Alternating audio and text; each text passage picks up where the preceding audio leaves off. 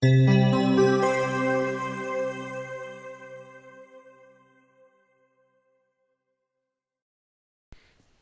everyone, welcome to the next of the fourth lesson in Advanced Debugging course.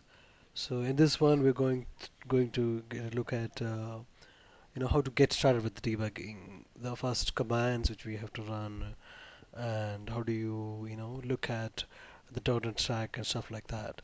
So let's get started. So the first, we have to understand what is a stack trace. So stack trace is the basic of or basis of a debugging, which is what the first and the foremost thing which you look at. And then you also have to have a fair idea of process and threads. We are not going to get deep into all these concepts. I would give you reference towards the end of the slides. You can actually look at that in the debugging.io website. We will also see briefly look at how to see the stack trace, which is the native stack trace, and how do we see the managed code stack trace. Okay, um, so the first for the most important thing, understanding a thread stack. So in simple terms, a stack trace is a list of method calls that the application thread was at a particular point of time. For example, say an exception happens. So a stack trace of the exception is basically at that point where the exception occurred. That's a stack trace. So you would always see that with an exception there would be a stack trace so that you will know that where the exception occurred. But you can actually get a stack trace at any point of time. Say the program started executing and in the 5th second, if you capture the state of the process and have a look at the threads which is executing in that process, you would be able to see at what point or what methods that each threads are in, which is what. So to track that, we use the stack trace. So at the 5th second of execution, we got the stack trace of all the threads running in the process. So having, taking that to a scenario where we get this exception at that point of time, we got the stack trace. So in this case, we can capture the state of the process. How do we capture the state of the process? In the previous lesson, we saw that we can capture a memory dump. A memory dump is nothing but how do we capture the stack trace, I mean the state of the process at a point of time. So it basically dumps all the memory and all the structures to a DMP file, and that's what we will be using to debug it. So we are going to use post-mortem debugging to figure out certain kind of issues. So in this case, a stack trace is to put it in simple terms, it'll give you the list of method calls. Okay, so let's go look at how the CLR process and threads. So I'm not going into the depth of each of these, but just to give you a fair idea of how things work. So consider this: you are writing a C sharp code, and you write basically you compile that with using a compiler, and then you convert you compile that, and then it gives you the DLL file. So say system.web DLL, or your own DLL, say my app.dll. So in your code, when you actually execute it, CLR, the .NET runtime, uses that DLL to actually execute it. So in an application, in any .NET application, a .NET application, when you say .NET application, it will also have something we can call it native threads as well. Native threads is something like threads which executes C++ or C, or languages, which is basically directly gets compiled to machine language. So in case of .NET, you may be aware of things like it will execute the IL, the intermediate language, which will be done by just-in-time compiler. So so here is what I have a process. Basically, you see that this background, and think of this process will have many threads. So when I say these native threads can be of the CLR itself, like the threads which does GC, or the threads which does finalization. All these things would be done with the C++ code written inside the CLR. But your .NET code, our code would be executed by CLR, and that would be, you can actually see that we will consider that as a different thread. So we can categorize the threads as .NET or native threads and managed threads. Okay, so in our application we would always see native threads and managed threads, and we will see how we can look at both of these. Okay, so this is an example of a simple thread, thread 0 from the www.exe process dump I've taken, and I've taken it in WinDBG. So I'll just quickly show you that. Okay, so we talked about. Okay, I'm gonna go to think. Okay, I have to look at. So I'm gonna look at the buggy bits dump we had taken earlier, and we just open it and then simply press. So in WinDBG, when you open it, you would get something like this. Okay, and we have all seen it in previous video how to set the symbol file and all. So I have the symbol file set to public servers. Okay, then once it opens, you would get something like this, and if you just press the K and then press enter, you would get the thread. So this basically gives you the thread 0 of the process dump which we have taken. So we will have many threads like this. We'll get to that in the this thing. So this is the stack. So this thread basically started with the user thread start. This function you will always see.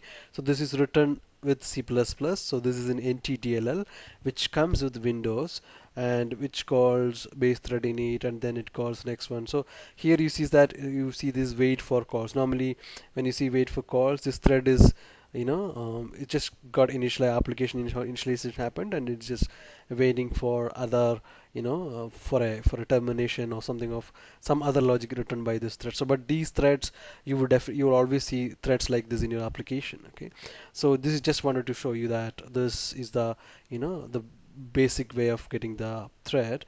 And so we just saw that how we can use the k command to get the stack trace in WinDBG, and here is this k, and there are many versions of it. You can do kb, which will also give you the arguments passed and different details. Okay, so that's the k command has different variation. The next thing which we are going to look at is the .NET thread stack, okay, the managed thread stack. So one of the important things before going into that detail is we have something called sos.dll. We call it debugging extensions. Okay, the debugging extension is something like the WinDBG is basically a native debugger. Okay, so WinDBG can show you native stack and other details, but when it comes to .NET code, the .NET code goes through another layer. How? You see, we have a just-in-time compiler which gets the code and then actually converts that to machine code, and that code is executed by thread. But see, as Windows OS cannot execute IL directly. Okay, so say you have written a function called method, say your page load method or something in your application, and in your C sharp the method would be page load and you do something, but when it actually gets executed, it gets converted to machine language. So the Windows OS or WinDBG does not know anything about IL or the C sharp code, which is done by JIT. So a debugger extension is something which will help you translate the IL, which is actually getting executed, to map it to the C sharp code. So that is why we need an extension. So we can build an extension for anything, the WinDBG extensions or debugger extension for any such thing. So one example is that. So the SOS DLL, it's called Son of Strike, which gets shipped with the .NET framework. We have previously seen that it would be in your Microsoft .NET folder, and if you go to the framework folder, and you would actually see sos.dll.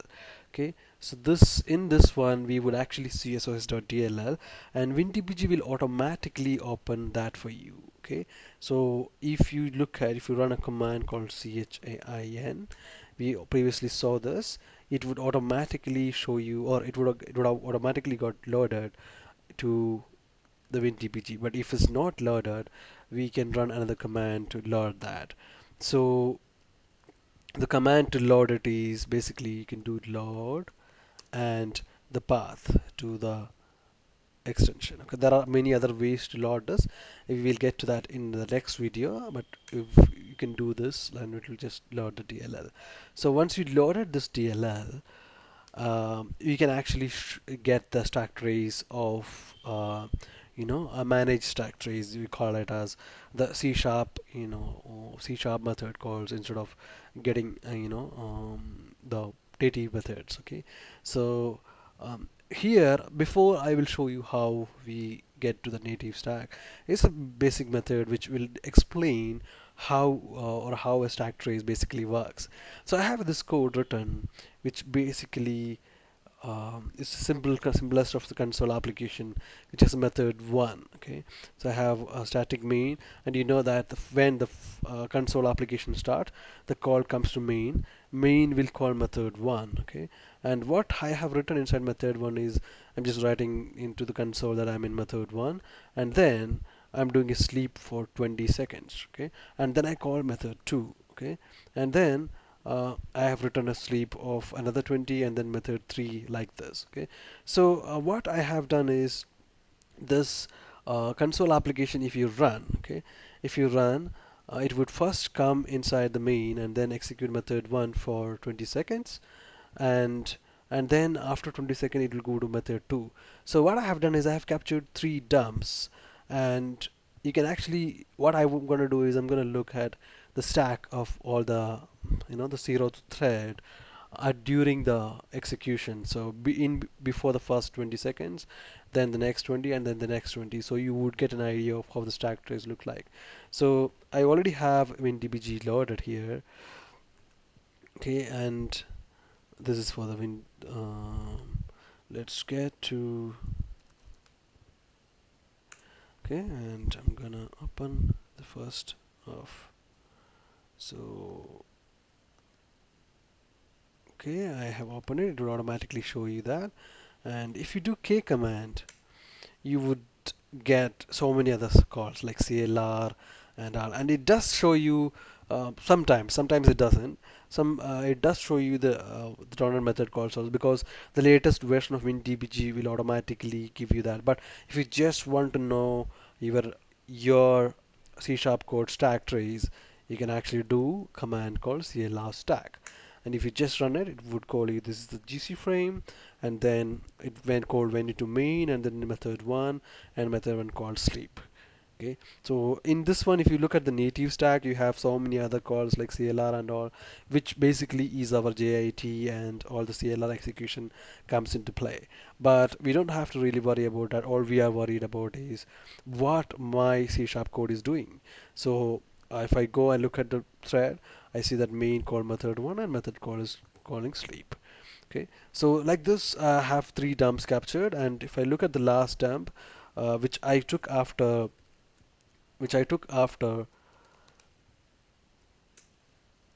40 seconds. Let's look at the third. Okay, and if I do see last stack, you see that method one and then method one called method two, and then is doing sleep. Okay, so we have in the main, and then so if you read from bottom up, let's go back to our slide. Method one call method two. It said inside method one we call method two, and then it went to method two, and then method two called method three, like that. So this dump is captured when I was in method two. Okay, so this is what it does when you actually see the stack trace at a particular point of time. So I captured within the 20 seconds time. Okay, so that's how you look at or how I hope you have got an idea of what a stack trace and how it actually works. Okay, so this is what we just did. I just ran the command when I was at method one, and I see from the bottom up, I see method main call method one. Method one is actually executing for 20 seconds. The reason is doing a sleep for 20 seconds. Okay, and you'll see the same thing in the next one, and then the same thing in the next one. Okay, so that's all we have in this video. Please do go through the next one to understand how